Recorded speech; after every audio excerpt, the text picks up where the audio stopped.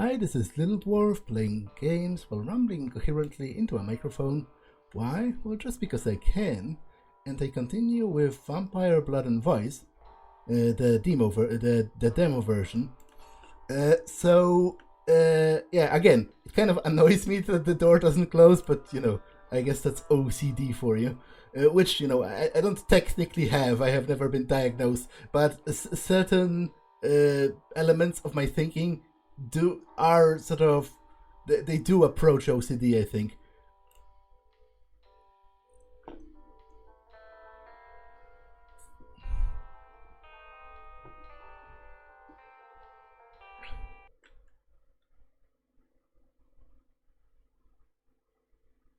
Okay, that's quite a bit of a lag, which I don't think should be happening to me, because I have quite a good spec of hardware. You drive through Vegas streets, and Kieran is a cautious driver adhering to the traffic rules to the letter.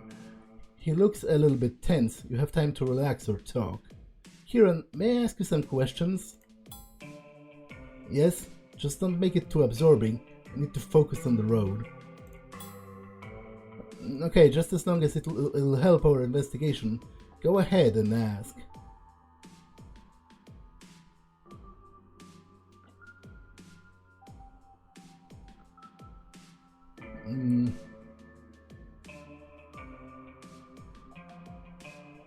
Well, can you tell me anything about your sire? Seeing how we might be going to meet them. Ask your questions, I might answer. Depends on what you would like to know. What is she like? Why do you ask? Just gathering data. He looks at you reluctantly. She is my sire and she owns the embassy. Just act nice and don't be rude and you'll be fine. Other than that, I won't say. Gossip is just not the way I prefer to spend my time. How old is she? Let me think. He pauses for a while, glancing upward as he calculates her age in his head. She's been around for nearly 500 years. She's what we call an elder, a being to be respected, possessing a sum of experience and wisdom both of us can only dream of. At first you don't know what to say, other than blinking your eyes in surprise. He chuckles upon seeing your reaction. She's not the oldest around, you know. Probably not even in this city. There are much older kindred lurking in the shadows, especially in Europe. I already asked this question, so this seems to be a bug, because this would, yeah, it loops around. Like, I think that's a bug. Okay, so what else I can ask? If we're going to be partners even temporarily, I would like to know more about you. Sorry, but it'll have to wait. It is unimportant right now. Not that I do not enjoy chatting about myself. I can't help to notice that you're wearing a wedding ring on your finger. Just a memento, nothing more. He glances at his hand, hiding it quickly. Seems to be more than that to me. This is not a line of inquiry. This line of inquiry is not pertinent to our investigation. His face goes stone cold. How old are you exactly? I am going to ask all the questions, just because I'm the type of player who likes to explore all of the dialogue, unless the character says something that I strongly disagree with in like a moral sense. But there aren't any of those questions. How old are you exactly? Old enough to know that age holds no relevance to one's maturity other than giving people more time to experience the world. That is to say, around 45. I've been kindred since 1972, but my entire lifetime is barely a drop in the bucket compared to many other kindred. Will Dominic really kill us if we don't find my sire? The deal was sealed the moment Dominic left the room. He was not lying, he is bound by our laws. They are normally exceedingly harsh and inflexible, but Dominic agreed to bend the rules because he has a bigger fish to fry for the time being. Those laws are not frequently bent. One can generally only count on the occasional conditional pardon for a very good reason. I saw how harsh firsthand. I thought I was going to die. You were going to, yes. The next sentence out of your mouth is dripping with sarcasm. Nice to know that was never in doubt. Harsh that it may be, but they serve our purpose well. These rules have maintained our society for centuries, keeping mortals unaware of our existence. Well, I guess he is going to bring up the Masquerade, possibly. Fiction about us still exists, though. Ah, but the general public believes that to be just that, a fiction. Even you, for all your investigative expertise, were completely clueless prior to us kicking down your door. I would wager that our laws are sufficient in that right. You and Dominic don't seem to get along. Is it that obvious? Let's just say that I didn't want to tag along with him, and he didn't want a partner, but we all have duties to uphold, however. To be honest, I don't know if the exchange is for the better or for worse quite yet. Duties? My sire wished to test my capabilities in the field. I was ordered to aid Dominic in apprehending you, but instead here I am, coping with the bad jokes and the forced accountings. Forced what? Accounting is a term for a period of time when a child and their deeds are responsibilities of their sire, adoptive or otherwise. You are my adoptive child, for this night at least. Thus you are under an accounting of sorts. That sounds awkward. If you're referring to the implication that I'm your father now, then yes, it is. So, vampires exist, yes. So do many of the other myriad of myths and monsters you were told to be wary of as a child. Unfortunately, however, introductions to those will have to wait too. Not even a crash course? The one that you had in your apartment was insufficient? You know, I don't think that particular crash course has given me much more than the additional headache to go with the hangover. Lead lodged in your skull would certainly have inflicted more discomfort. He gives you a meaningful look. I understand what you're saying, but we really have to get going. Well, at the very least you could mention the Masquerade. I think it's kind of important. Okay, this is unclear. This is unclear to me, because is she implying he would... Like, is she implying she wants to thank him, which I think would be warranted? Or is she implying he should thank her for whatever reason, which I think is unwarranted? That's a bit unclear to me. But let's click it just for shits and giggles. I think some thanks are in order. Let's just not get ahead of ourselves. We still need to pull through with a sound conclusion to this investigation. The last thing I want is to become Dominic's target practice. I bet, and me neither. Just the thought of it is painful. Lead pellets have to be excruciating, especially with that hand cannon of his. Well, let's get to it. Yeah, let's do it.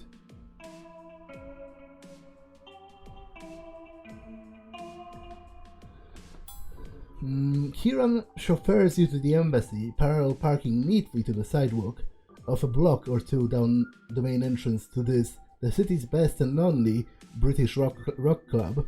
As an ominous glow from the Union Jack illuminates the sidewalk, you both exit Kieran's vehicle. As I was saying prior to you wresting control of the radio to blast the discordant cacophony of music that you call music, the embassy is my sire's, Kate's domain. On the books, however, the club is run by a ghoul, Diana. You raise an eyebrow. You're telling me ghouls are real too?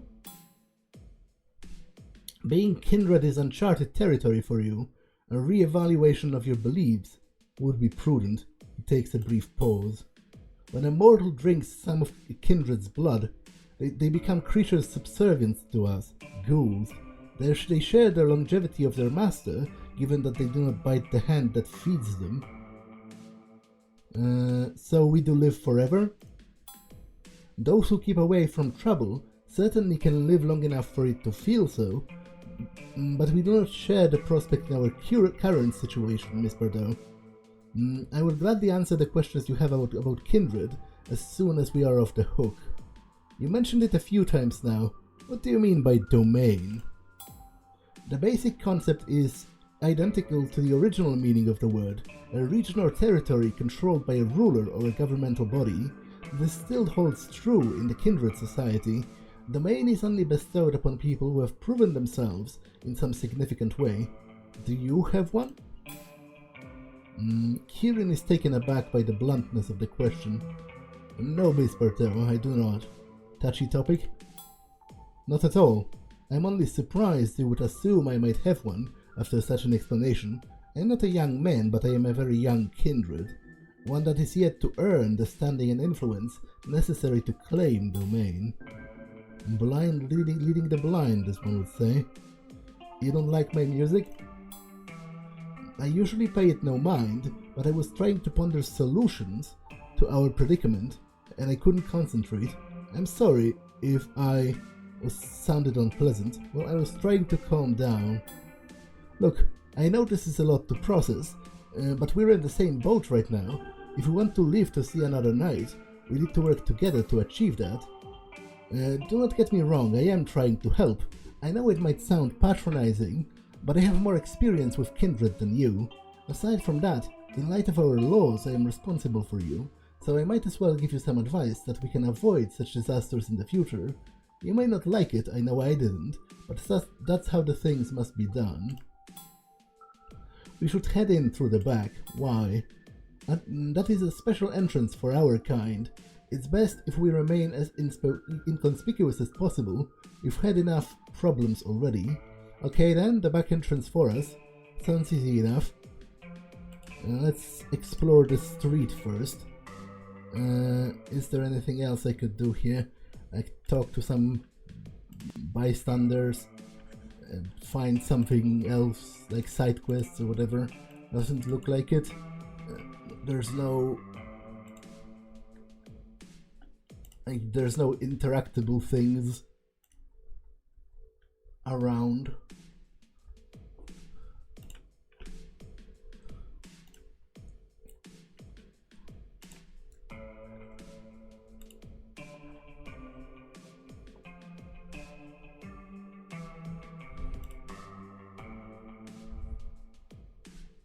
I guess I could talk to the Mouser, but I was explicitly told I should get in through the back entrance, so it's probably wiser if I do that. It's very dark. Like, I understand it's night, but you can barely see pretty much anything.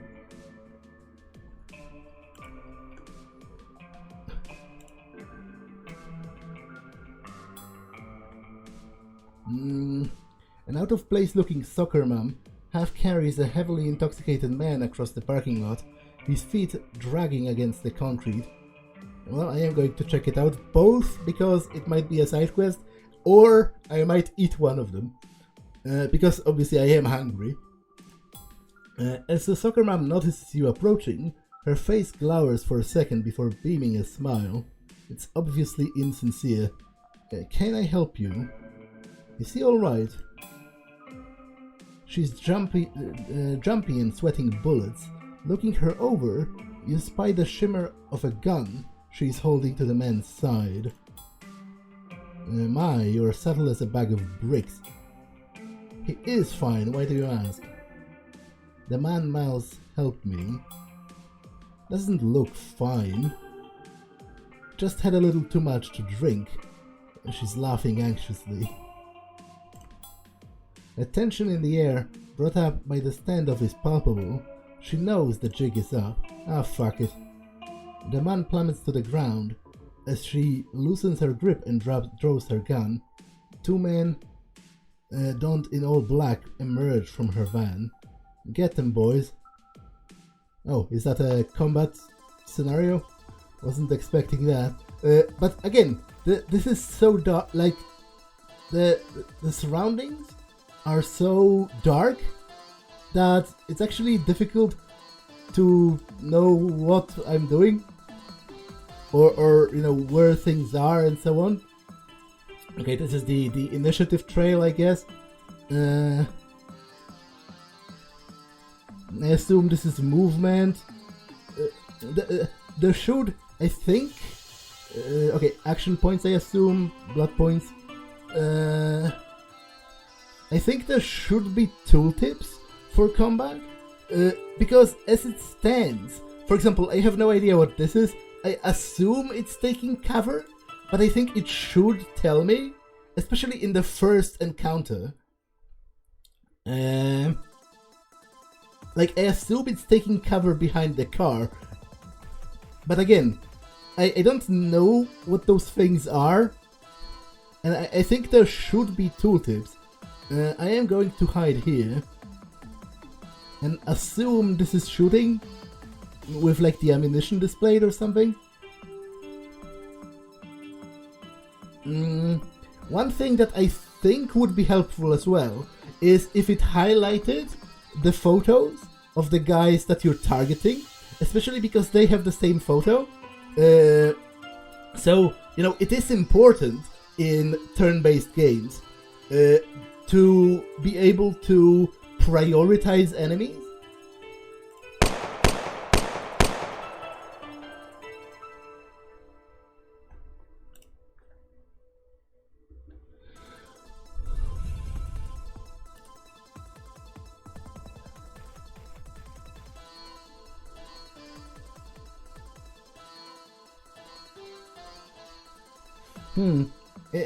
By all accounts, I still have a lot of action points, so I'm not quite sure why can't I shoot again.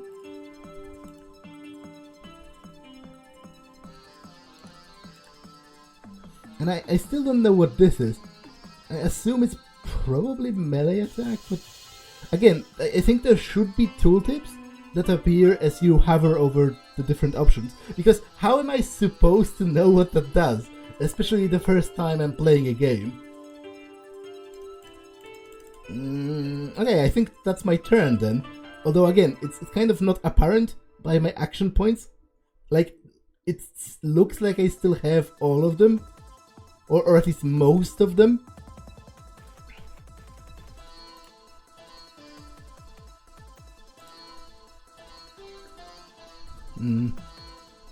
Okay, what about you? Do you have magic? You kind of look like a Tremere. Oh, that's reloading? Judging from the sound? Okay, this is very confusing, and I don't really like it, because I don't think it should be that confusing.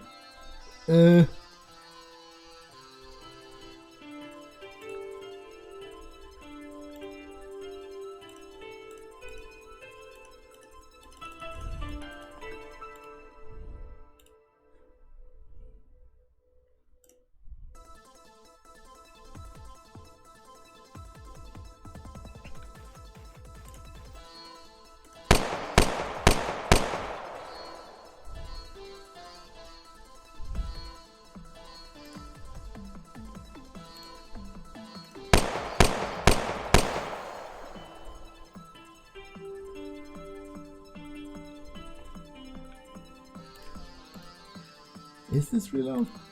I have no idea.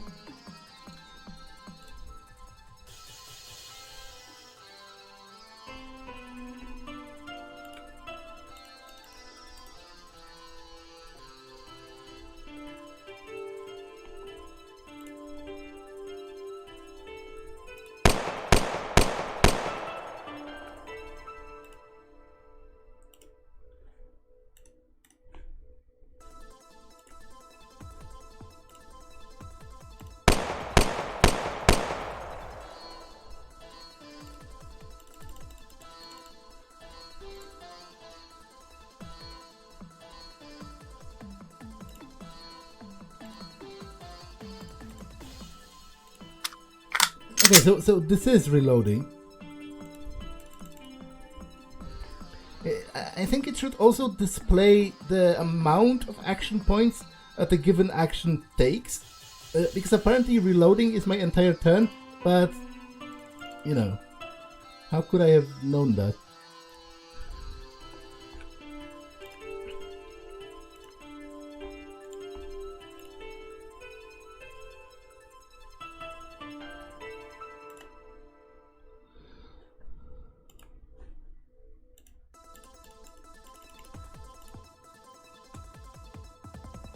I'm not sure what she's doing.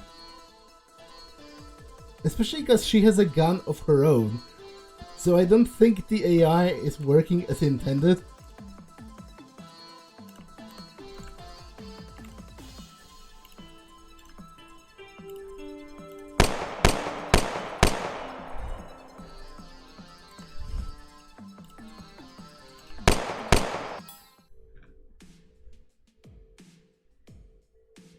I vouched for your ability to maintain a low profile, but you're ever the magnet for trouble, aren't you? Do you ever stop complaining? I dislike that this is my only option to respond, because by all accounts, he is right. We did just have a shootout on the New Vegas Strip. That's kind of conspicuous. I assure you I do, but tonight our survival takes priority. The man shuffles to his feet, stumbling. Oh my god, you killed them! I'm gonna call the cops. We just saved you from an occurrence any normal person would call a kidnapping, risking our own lives along the way. Or are you too inebriated to recognize how close you were to being disappeared? A simple thank you would be nice. The nerd is right, we should be thankful. I'm a pacifist. I have a principled stance against violence of any kind. How quaint. But it seems you chose a bad city to be, in which to be one. What do you think she would have done to you? Still doesn't make it right for you to kill them. That's why we have a criminal justice system. You know, I do think the guy actually is right. And I think there should have been an option to solve this quest or to deal with them in a non-lethal way, because like, you didn't have to gun them down, you kind of just did. He's right, but at the same time horribly naive. And where was that system when you were nearly kidnapped? I'm sure it wasn't there. Otherwise, you wouldn't have needed our help. I'm not going to intimidate him, I'm just going to dominate him. I guess I just know how to do it. Let's forget this ever happened. The man's eyes glaze over as the words leave Kieran's mouth. Oh, I guess that's him. He goes somewhat limp. Then a moment later, he suddenly regains his attentiveness, looking around with his visible confusion. Where am I? You were just walking home. Thank you, stranger, you were right. I miss my bed. Bed. That was an abrupt heel turn. You cannot shake the feeling that something unnatural happened here. Something that Kieran did, or said. Hard to tell. The man limps away into the night. How did you... What kind of Jedi mind trick was that? Jedi what? You told the guy to forget something, and he just went all out of place and out of space. He seems not to understand at first what you're referring to, but then you see realization in his eyes. Ah, you mean disciplines. With the power of my blood, the mind can be dominated and bent to another's will, up to and including memory erasure. Can you teach me that? Sadly no, at least not easily. Your blood has other useful hidden powers, but that is neither time nor place. Okay, Mr. Mysterious. We need to get rid of those bodies before anyone comes by. There's a dumpster in the back alley Kate uses for cleanup.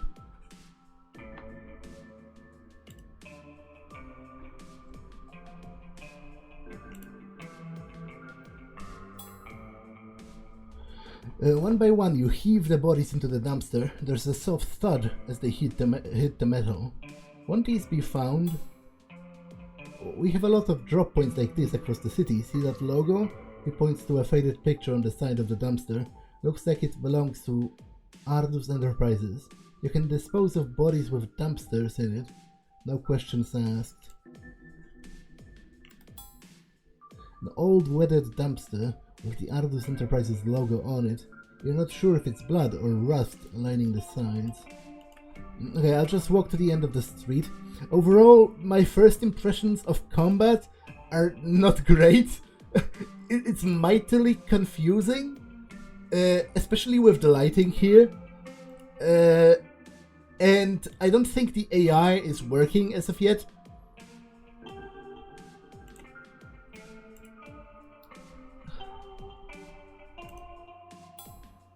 As you round the corner, a force comes over you that makes you stop in your track. Deja vu. Must have come by here last night. Turn back. You is walk? Okay, I'm again pretty sure this is a mistake. You walk down the alley with the man whose corpse was in your shower. You exchange drunken flirty lines until he decides to hug her from behind. You feel your breath go hot. He leans against you for support, and you hold him up.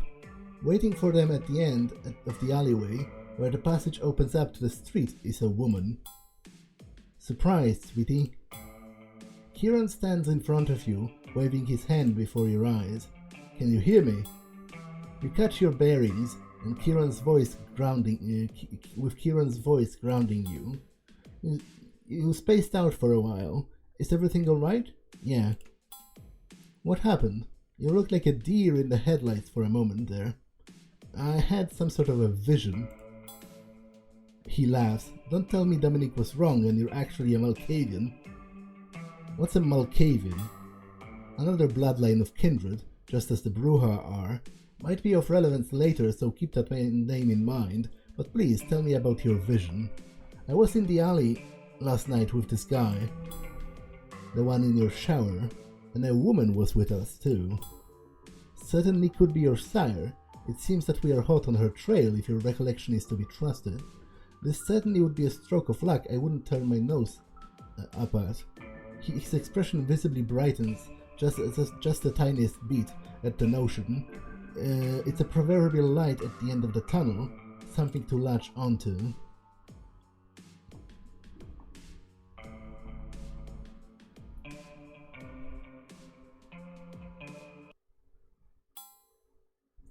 A neon haze mists the air. The temperature of the room brought higher by the mass of bodies dancing and mingling.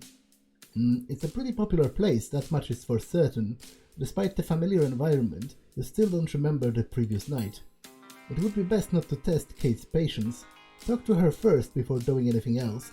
After she welcomes us, we might wander freely, so long as we don't commit some outrageous offense and force her to rescind her welcome.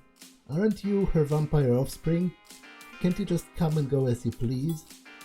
Child, he corrects you calmly. Yes, I am, but I am also the individual tasked with guiding you, an unknown guest, so I am obliged to ensure you properly announce yourself to her. Okay, let's do that first. Let's not tempt our luck. Again, this is a very dark place. Which, is there a brightness thing? There isn't. So again, it seems a little too dark. For my tastes.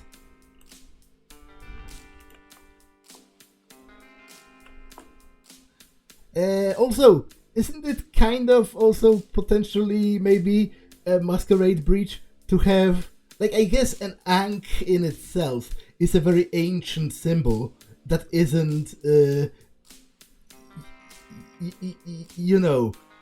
doesn't have anything to do specifically with vampires. But this specific rendition of an ankh with that looks kind of like a dagger, it's the sign for the Camarilla, so it's a bit cheeky to just have it in the open like that. The woman before you looks like she's in her mid-40s, but beautiful despite the ghosts of wrinkles beginning to etch themselves onto her face.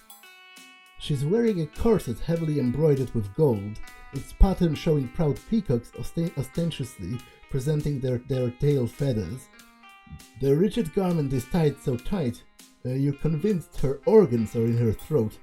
Her dark red hair cascades downwards towards the clinched waistline, the same hue as the short dress she's wearing. Decorated with sequins, said garment shimmers slightly, reflecting the light around her, and out of that flared skirt poke slender and pale legs adorned with a pair of lace stockings. Following a simple once-over, their eyes are drawn to her glossy crimson nails encircling the brim of a glass containing a very dark liquid that may pass for wine, but you get a feeling it's something far more sinister. The soft vermilion of that light that illuminates her heavy but comfortable armchair is dim and ominous. This is the perch of a ruler, the throne from which she declares her red queen. What? This is the perch of a ruler, the throne which declares her the red queen of this place. Okay, that actually does make sense. It was just her waistline, jeez. Good thing she doesn't need to breathe anymore. Kieran, back so soon? Hope Dominic didn't run you off. Who's your friend? Her eyes are turned on you. She speaks with a strange manner and accent that you can't quite place. Something European, maybe? Kieran's manner noticeably changes around Kate. He's more skittish and docile than his usual self, looking up at Kate with a dose of admiration, akin to a believer beholding his goddess. On some level, this appears absurd, given what you know of the man, and you debate whether or not you should avert your eyes. Good evening, Kate. You surely remember that Dominic decided to take me with him on one of his missions. This is the fledgling we were tasked with apprehending. He clears his throat upon noticing your gaze. He's clearly embarrassed. Incredulous, she lifts an eyebrow. I can see Dominic is trying to start another court scandal, yes. How nice of him. Does Prince Douglas know? I'll leave the marital drama up to them, but she probably knows. And if not now, she will soon. As for our guest, he turns to you.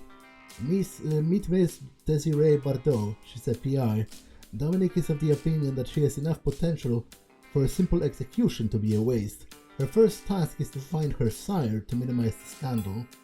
This is not how events unfolded in your apartment. It was Kieran who needed to convince Dominic of her competence, not the other way around. Moreover, Kieran's omission of your deadline is glaring, to say the least. You feel a heavy iron knot tightening in your gut. How bad is the current situation if Kieran feels the need to hide the truth from even his sire? Again, I think this is unnecessary. Those are things that the player should arrive at himself. You know, him twisting the story around. Like, that's a cool character detail that you might catch or you may not, depending on how much attention you're paying. And I think this robs you of the feeling of accomplishment that you could otherwise get from paying attention to the dialogue. So fond of her, and still able to lie in her face to cover his ass. Interesting, she gives you an ocular pat down, eyeing the length of your figure, and smiles this time, a smile that manages to reach her eyes. I suppose if Dominic believes you're worth breaking the traditions over, then you must be something quite special. Good luck with that test, my dear, and do come back if you succeed, and don't forget to tell me all about it, I'm so curious. Thanks. At least you know your manners, that helps. Kieran influence +1. I came here last night, do you remember me? Who I was with? I see a lot of faces, my dear. This is a popular club, but I can see this is a serious matter. Allow me a moment to recall. Her lips curl in an amused grin as her eyes drift off to the side, her focus turning towards her own memories. Ah yes, I do remember someone mentioning a woman of your description. You're quite famous around these parts, it seems. I remember saying that if you were to stop by, your first drink would be on me. Thank you for that article on the Golden Lion, by the by. It has brought me no end of amusement, she remarks offhandedly, a devious grin coming to her lips. I was told you found yourself something of a partner in crime and left before anyone had the opportunity. She makes a wide, sweeping gesture with her hand, chuckling. Maybe he's your sire. Your face flushes red. Apparently even vampires can be embarrassed. It's mixed with a subtle, unshakable sense of guilt. Why am I feeling this way?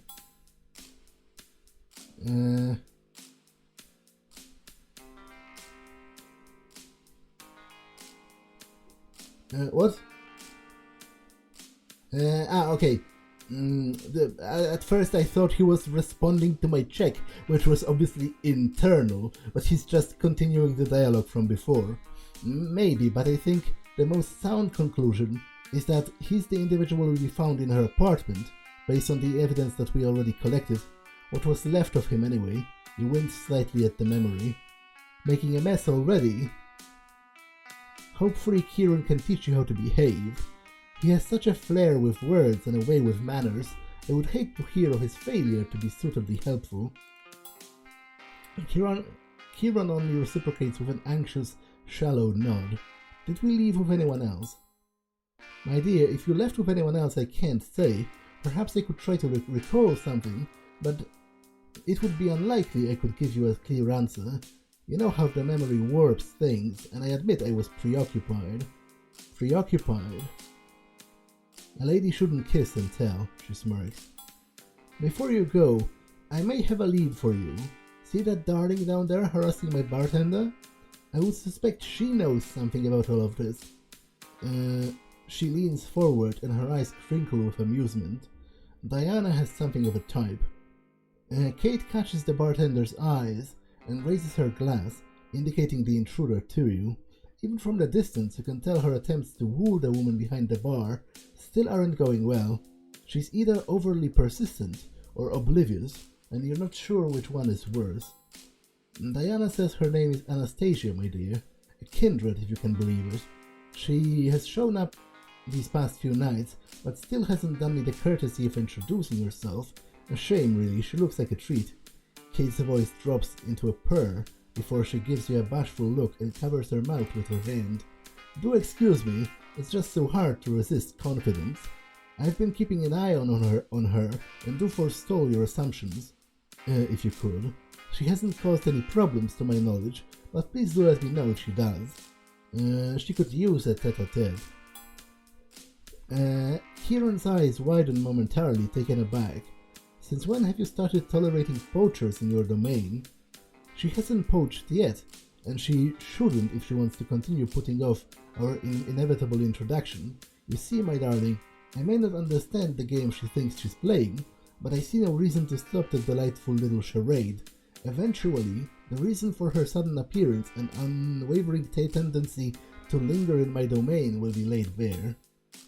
And that is, either she's staking out the place, or she's helplessly in love with my staff and trying desperately to get my attention. She looks deeply amused and clearly does not believe there is any merit to the latter suggestion. Regardless of her motives, if you will allow me to prolong this dance via absente, I'd be grateful. You look at the goth queen standing next to the bar. It looks like you have another task to do today. Luckily, it sounds far simpler than the one resolving around your death. Yeah, it's very dark in this club.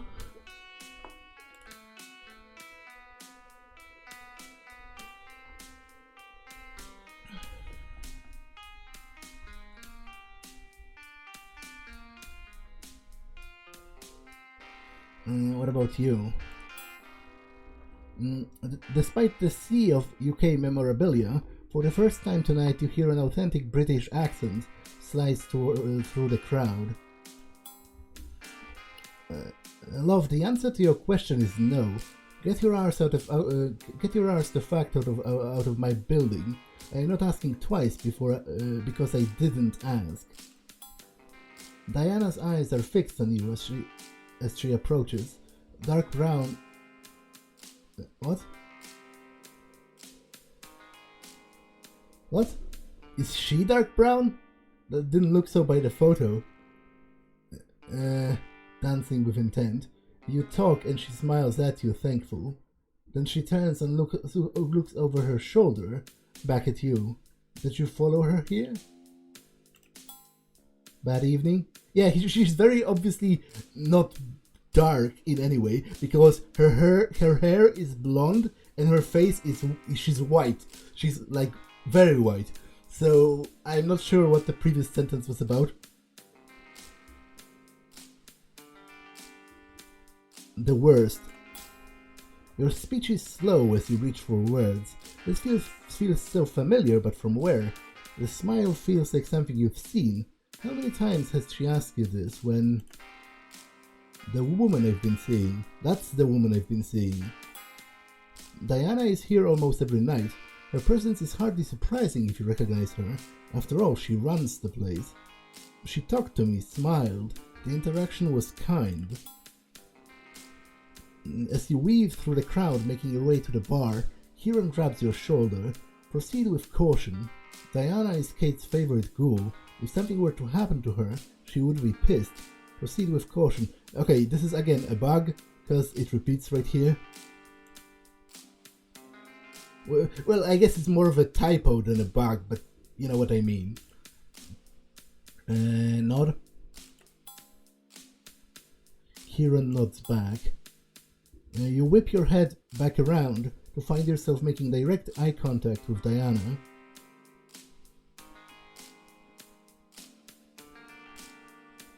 And she clearly wasn't expecting you. Last night was pretty crazy. Huh. Composure plus etiquette. Again, it would be helpful to know what's my pool in those different abilities, because otherwise how am I supposed to make a sort of informed decision if I don't know how good my character is at those things? Last night was pretty crazy, huh?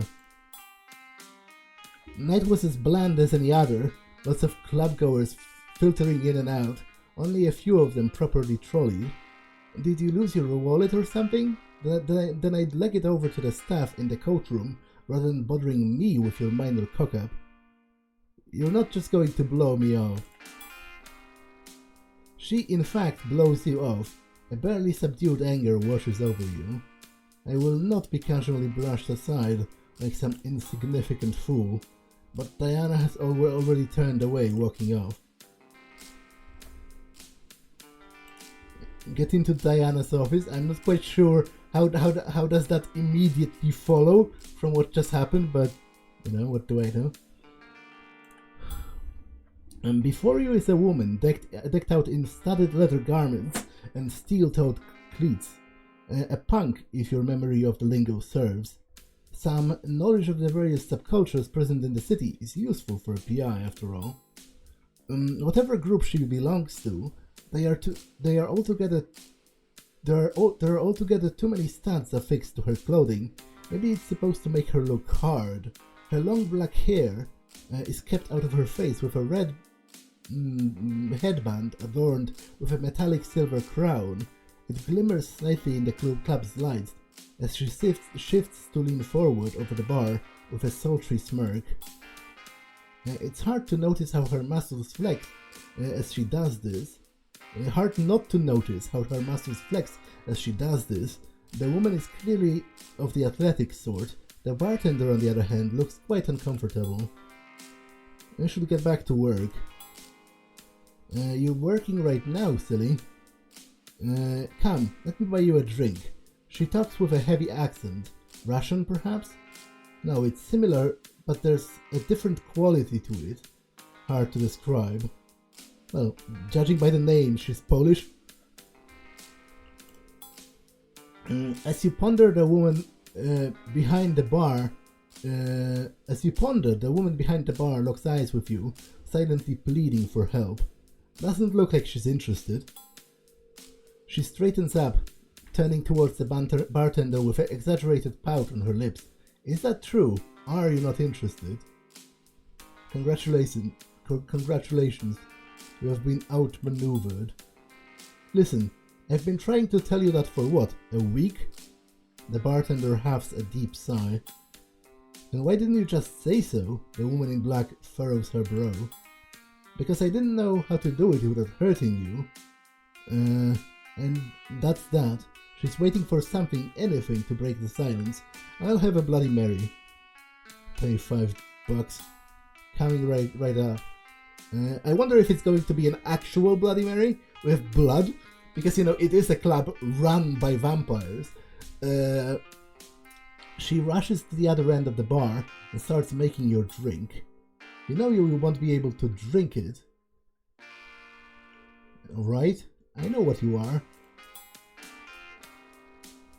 What, a lesbian? Anyone a mile away could tell you that. No, a vampire. Again, Masquerade, anyone? Yeah, that's kind of my response. Pretty and blunt, I like you. Are you my sire? She's caught by surprise, bursting into laughter, almost like music to your ears. I'm too old to be having kids, but I'll be your mummy if you ask nicely. She winks at you. I don't believe you. Look, I'm sorry your sire didn't come back with the milk, but that's not my problem. If it's not you, then who is it? How should I know? Other kindred's bed affairs are not none of my business, as long as I'm not involved. I'm amused by this whole ordeal. How about I help you out, and then once you have this mess sorted, I will go and What? You and I will go and grab a few drinks. She waggles her eyebrows up and down. Sure, why not? Kieran rubs his temple, exasperated. He rubs his temple. Great. Let's go then. No use in standing next to the uninterested bartender.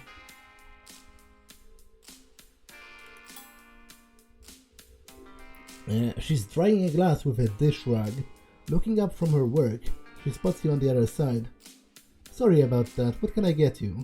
What can you tell me about Diana? She's nice enough. Been seeing someone who kinda gives me a bad feeling, but I can't get my finger on why. Very suspicious, always skulking around. She only visits her office when Kate isn't here.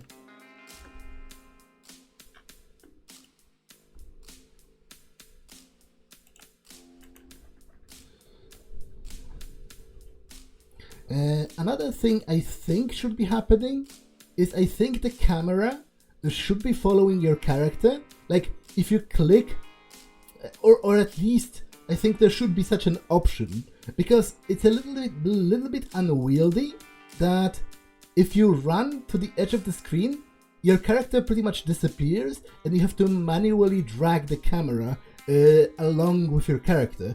I think it would be more natural if, as you're approaching the edge of the screen, the camera would move to center itself on the character.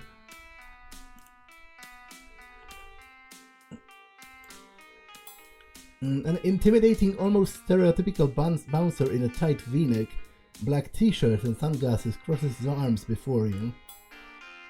Private area. Miss Foster isn't taking any visitors at the moment. You've been working all night. Here, have a drink. I'm not allowed to drink at work. Sorry to bother you.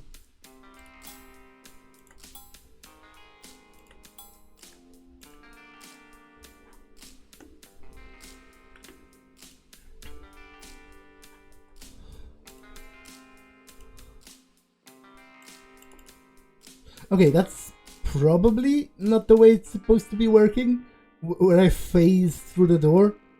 Either open the door or don't let me get inside. I don't think this is how it's supposed to be.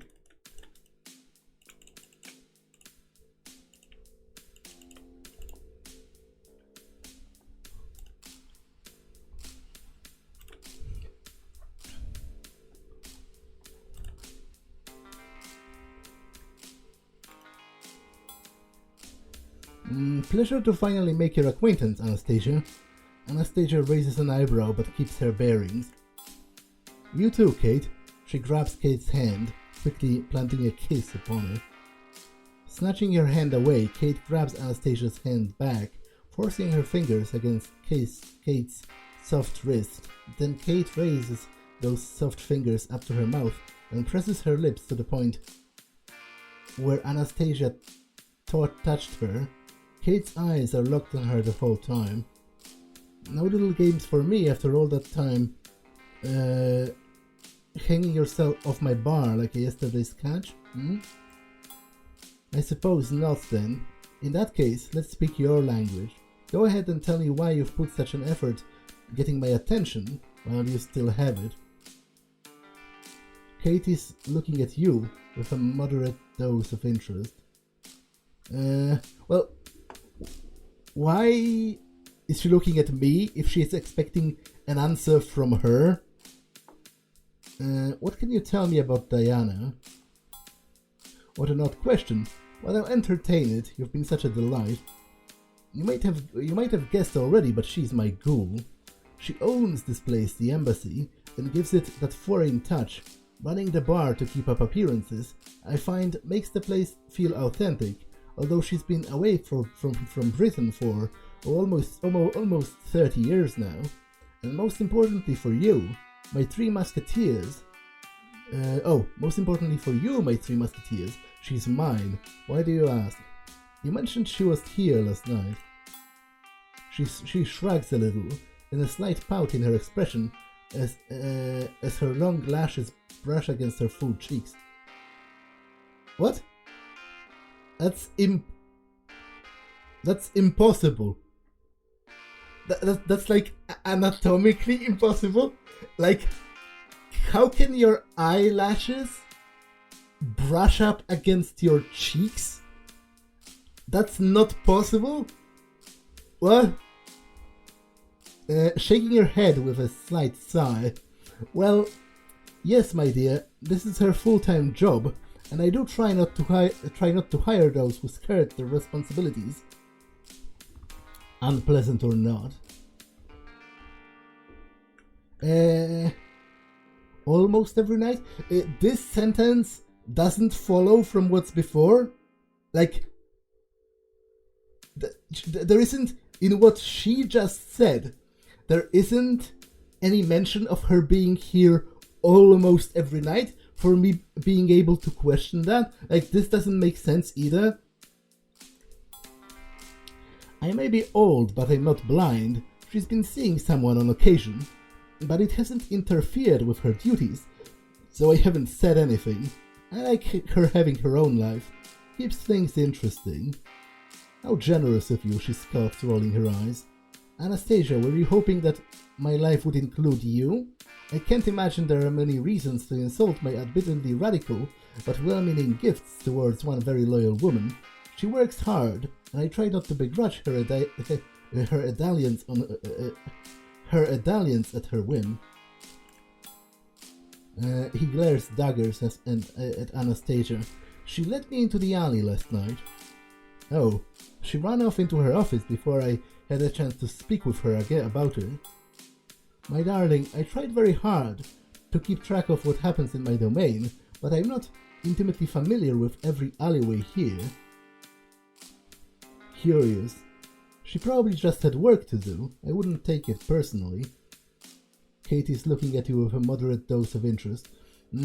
I think this should disappear after I already asked this, because, yeah, it's just going to repeat what we just went through, which is a bit pointless.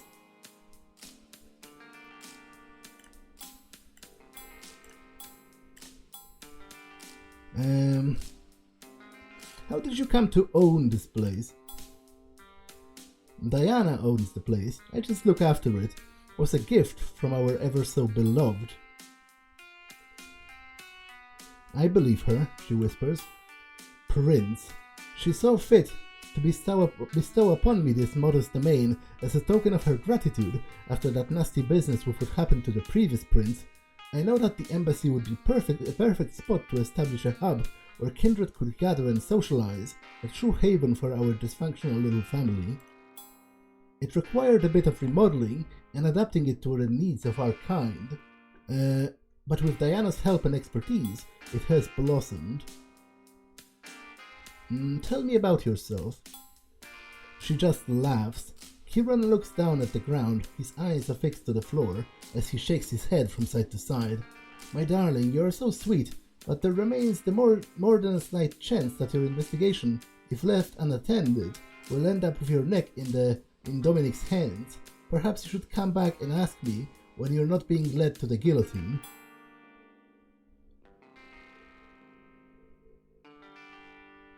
I think this is a way too direct of a question to ask. Obviously, vampires are all about their politics, and they wouldn't give you a straight answer anyway. Who is the prince, and what is the significance of the title? It seems to repeat in a lot of discussions with our kind. So refreshing to have someone around as oblivious to politics as you, but I'll be frank, I do not want to step on the toes of whomever your sire turns out to be, and it's their vision of the future you might be forced to follow. I'd hate to be accused of poaching. Still, I would hate to see you thrown out with nothing. Kieran, be a dear, and educate our new friend on the intricacies of our society, would you? It would be a good refresher, and it might save her life. The prince is the head figure in the charge of the Camarilla's Capital D domain here in Las Vegas. Nearly the entire valley, aside from Henderson and Sunset Manor, are under our control. I'll inform you on the broader details once our investigation has concluded. Now, I think an explanation of what the Camarilla is would be in order, because that has never been explained to me. Obviously, I know that because I am moderately familiar with the lore of Vampire the Masquerade, but you have to write the plot if you're trying to make, an RPG game available to all people. You have to write the plot in a way that would accommodate someone who knows literally nothing about the world of darkness, and I think it's a little obnoxious to be throwing around those terms without explaining what they are, because, how are you supposed to know if you don't know anything about Vampire the Masquerade? What happened to the previous prince? Kieran? Benedict was the prince before Sam. He got himself killed by Sabbat assassins, but they learned their lesson. They have been since hunted down and killed for their crimes against the Praxis. Okay. Finally, it does open up a little, but I think it doesn't make sense that this was required to open the Camarilla line of inquiry, because the Camarilla was already mentioned in the previous conversation.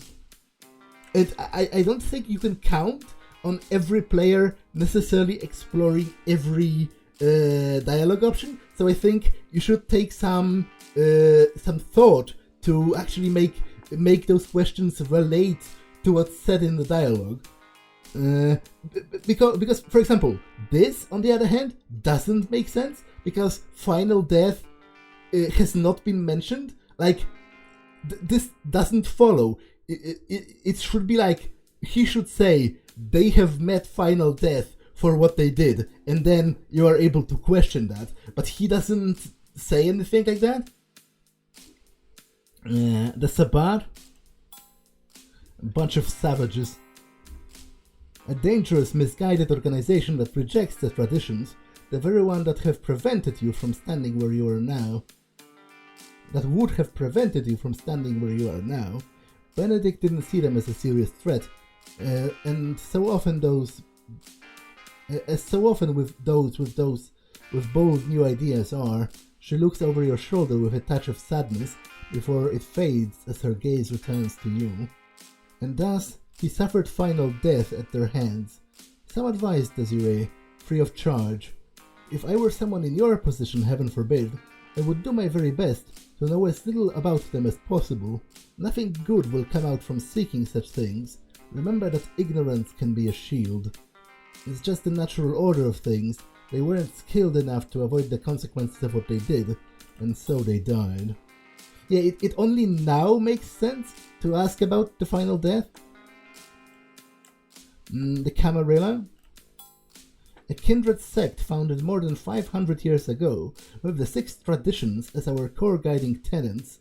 All of us are members, and... He's interrupted by a snort. Oh, so she's an anarch or something?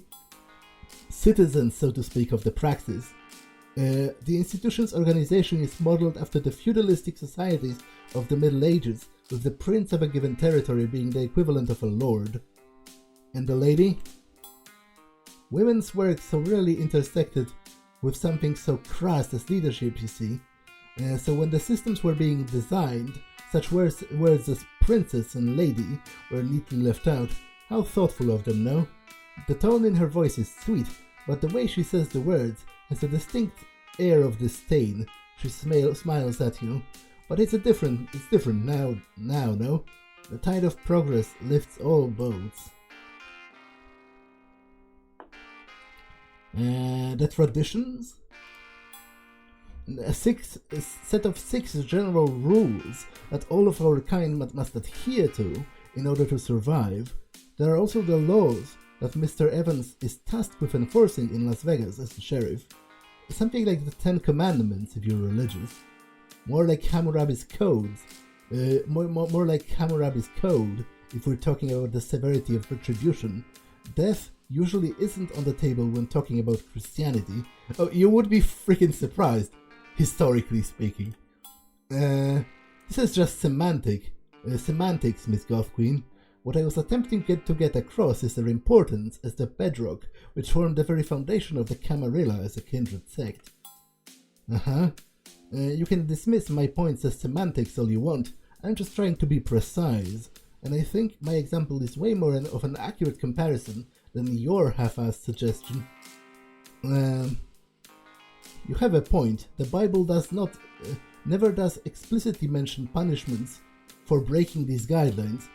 I think it kinda does though, because like there is a lot of talk in the Bible about, like, I think there's straight up a passage in the Bible that says the punishment for sin is death.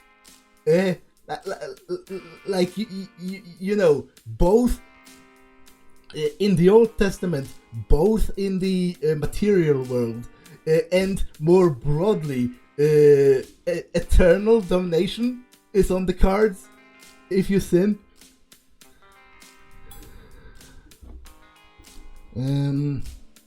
She smirks, looking exceptionally satisfied with herself, before her devilish grin bleeds into a cackle of amusement. That looked absolutely excruciating for you to admit, Kiki. That, or you were struggling not to shit yourself. Kiki? What is that? Or who? He elects not to acknowledge the last part of the statement. It's probably better that way too. You. Exactly as I feared. Please cease. Okay, Kiki. He places a hand on his forehead and sighs. Commanding respect among your peers, I see, Kieran. I expected nothing less of you. Anastasia, he looks over to her with a little more emotion held in his jaw. She shrugs, grinning ear to ear. Hell, hey, I'll maintain it's got a nice ring to it. Really captures your essence. Now, I don't mean to rush you, but we only have until dawn, and I distinctly remember someone looking for their absentee parent. I would get to that. I would hate to be the one returning to Dominic empty-handed. The final death. Oh, this one is fun. You have already died once when you were embraced, and your next death will be the final one. Be grateful for this. Your second chance, there aren't many of them. Or so they say. There's always room for the spooky and the strange, right, Kiki? He sighs. He looks like he's not going to dignify that with a response. And Kiki, she looks over at Kieran with an amused smile, like a lion looking at a rabbit. How adorable. My son, it seems to me that you're getting along splendidly with all of your little friends. I need to get into Diana's office. Kate is looking at you with a moderate dose of interest. The bouncer is being difficult. After you told him I sent you? Yes, ma'am. That won't do at all. Wait, no, I thought I didn't... What? I didn't say that. I assumed she's suggesting I do that now, but I didn't do that yet? What? I don't think this dialogue has a logical structure to it, because she's acting like I already did that. She says, that won't do at all. But I thought I'm supposed to do that right now. That won't do at all. He's been so well behaved thus far. You take a seat here, dear, and it'll be just a moment. Returning, the woman's swaying hips scatter the light as she approaches. She won't be an issue anymore. Thank you, ma'am. What did you do to him? Had a conversation, my darling. Need anything else?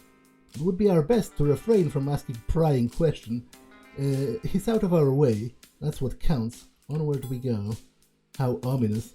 I should go. An astute observation. Best of luck on your little search. Now, what I don't think worked that well about that dialogue is, even though they mentioned the traditions, they still haven't mentioned the freaking masquerade. Like, he was like, oh, the 6 traditions, and then didn't say what they are. A little stupid, if you ask me, but...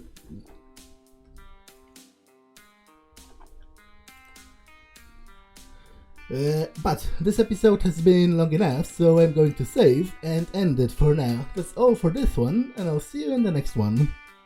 Bye!